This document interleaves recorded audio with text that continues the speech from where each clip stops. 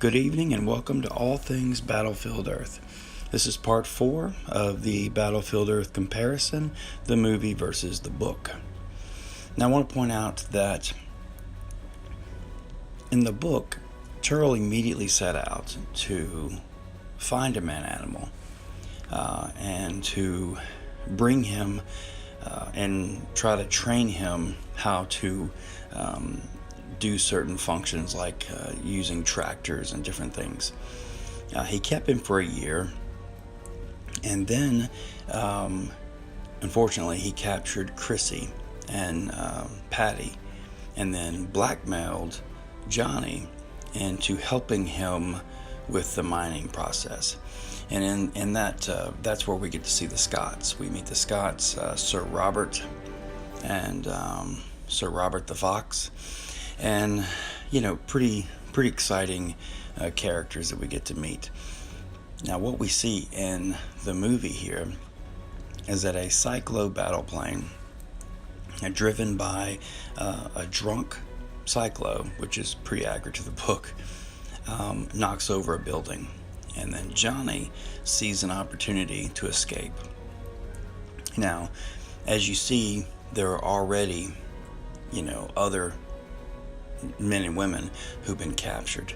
So that was the movie's quick and easy answer to, having other man animals, to where Johnny can teach the other people, the other men and women, how to fly and do all the amazing things that in the book the Scots were taught how to do.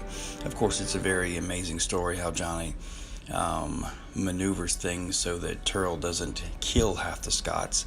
Johnny is very careful and able to maneuver things to where he can get the 50 anyway. It turned out to be almost 100 men and women to help with this, while Johnny secretly plans the revolt. But here we see Johnny, unfortunately, he gets captured. Now, in the book, Johnny's the only one that Turl was dealing with. And here, coming up, we see that Turl realizes that he's got a man animal that seems to be a little smarter than the rest of them, seems to always know how to break out. So that drew Turl's attention to Johnny, and he began to train him shortly after.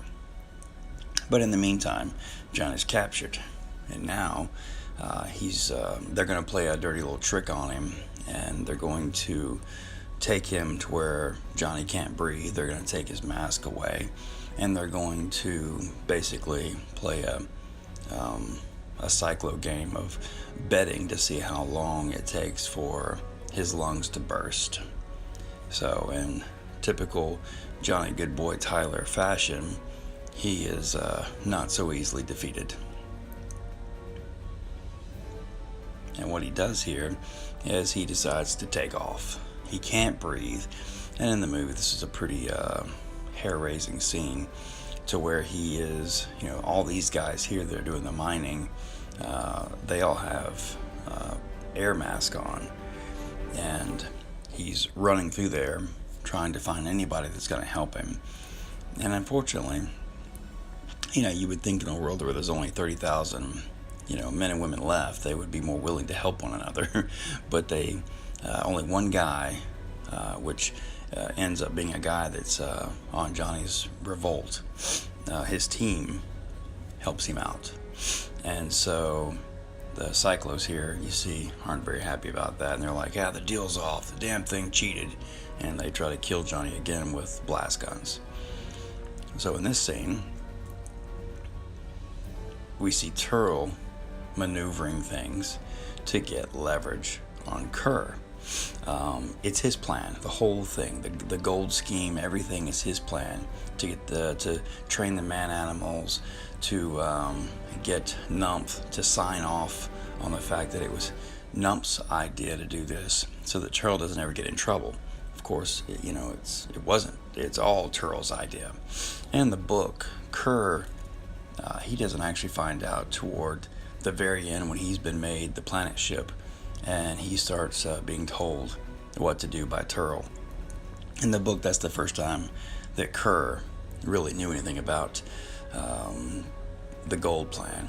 Well, here he turns on the recording device and gets Kerr to outline the entire plan, and then Turl reprimands him for it and then turns the camera off. So now he's basically saying, hey, anything happens to me, I've got a recording that goes to Home Office, basically, making Kerr look like he was the bad guy. So anyway, Turl's always 3 steps ahead of everyone. Meanwhile, we got Johnny here, still can't breathe. He's been holding his breath for probably about 3 minutes, and he's running like hell, trying to find air. Now, here's when Turl sees him for, the second time. The first time he ran into him, he carried him back and observed Johnny killing one of his guards, the second guard. So now he sees him running through, being, as the elders said, too smart. And so Turl decides, you know what? This is the man animal. They can do this, mining, can do the things that I need him to do. So in the movie, Johnny just kind of fell into his lap.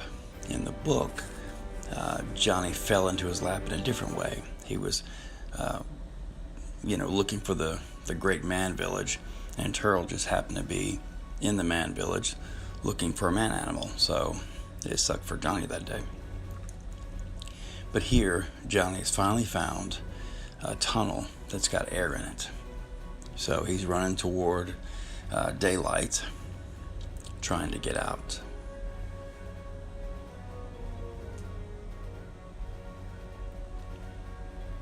And again, I want to point out that the movie, very visually beautiful in my opinion.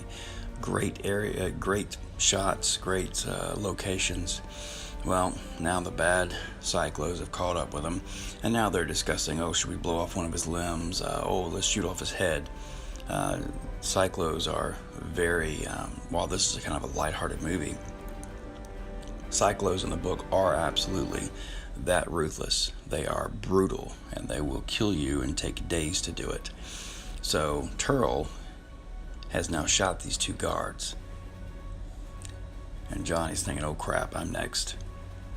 But Turl is thinking, he's got to get leverage over this man animal. So he's thinking, what would a man animal like to eat?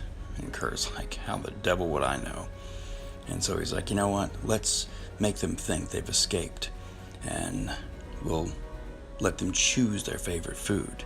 So Turl decides this is the best way, which is from the book. And of course that happens after a day or 2 of Johnny not having any water or food. So that's pretty consistent with the book. So the next scene is of course Johnny and his friends escaping. So again, like I say, many things are like the book. There's a few things that are different, and obviously they did that for time constraints, and we totally understand that. But again, great movie, beautiful visual movie, and very, very close to the book. So again, thank you for watching, and I look forward to your feedback.